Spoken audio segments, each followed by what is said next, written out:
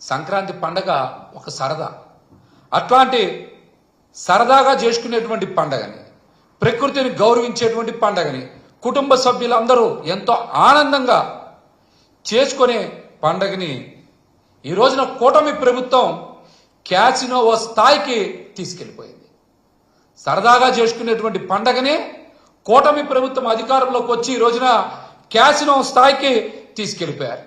వీళ్ళు ఏ స్థాయికి పోయారంటే ఆఖరికి స్కూళ్ళని సైతం వదలకుండా ప్రభుత్వ పాఠశాలలను కూడా జోద కేంద్రాలుగా మార్చేశారంటే ఈ ప్రభుత్వం ప్రజల దగ్గర నుంచి ఏ విధంగా దోచుకోవాలి, ప్రజల్ని ఎలాగా మభ్యపెట్టాలి అనేటువంటి దుర్మార్గమైనటువంటి ఆలోచనకి నిలువెత్తు నిదర్శనం. రాష్ట్రంలో ఏదో ఒకటో రెండో చోట్ల జరుగుతుంది అనుకుంటున్నారు.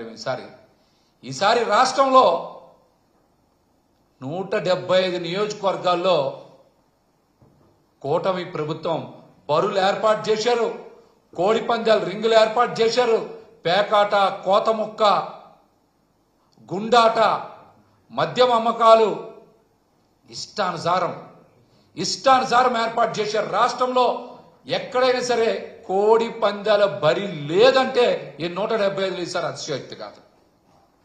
అతిశయోక్తి కాదు. ఇలా ఏర్పాటు చేసి రాష్ట్ర వ్యాప్తంగా వేల కోట్ల రూపాయల్ని తెలుగుదేశం, జనసేన, బీజేపీ నాయకులు దోచుకున్నారు ఇష్టానుసారం.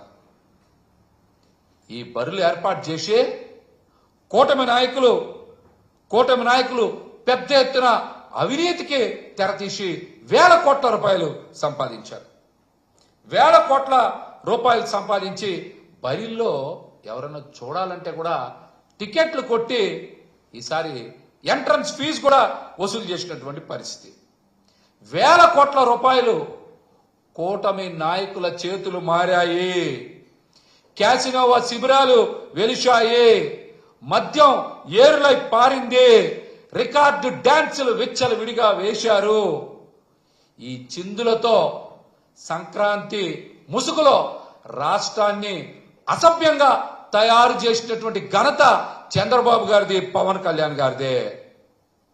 మీరు ఎక్కడైనా సరే ఇంతవరకు రాష్ట్రంలో పెరిగిపోయిన ధరల గురించి మాట్లాడారా? ఇష్టానుసారం పన్నులేయడం, ఛార్జీలు బాధడం, వీటి మీద కదా దృష్టి సారించారు. ఇప్పుడు అదనంగా కొత్తది పండగ ముసుగులో ప్రజల దగ్గర నుంచి దోపిడీ. విద్యుత్ ఛార్జీలు పెంచారు, ఫైన్లు ఇష్టానుసారం వేస్తానన్నారు, పెనాల్టీలు వేస్తా ఉన్నారు, నిత్యావసర సరుకులు ధరలు పెరిగిపోయినాయి, ప్రజలకి ఉపాధి అవకాశాలు, ఉద్యోగాలు లేక రాష్ట్రంలో నిరుద్యోగం తాండవిస్తా ఉంది. వీటి మీద 40 years అనుభవం ఉందని చెప్తున్న చంద్రబాబు నాయుడు గారు మాట్లాడరు, ఉప ముఖ్యమంత్రి పవన్ కళ్యాణ్ గారు మాట్లాడరు.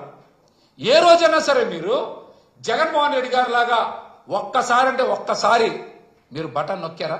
మీకు చేత కావట్లా 8 నెలల నుంచి. ప్రతిదానికి ఇంతకుముందు నవ్వడం, ఎకిల్ చేష్టలు చేయడం. ఇంతవరకు మీరు అనుభవం ఉందని చెప్తున్నారు కదా పాలనలో చంద్రబాబు నాయుడు గారు, మరి ఒక్కసారి కూడా మీరు బటన్ ఎందుకు లెక్కలేకపోయారు?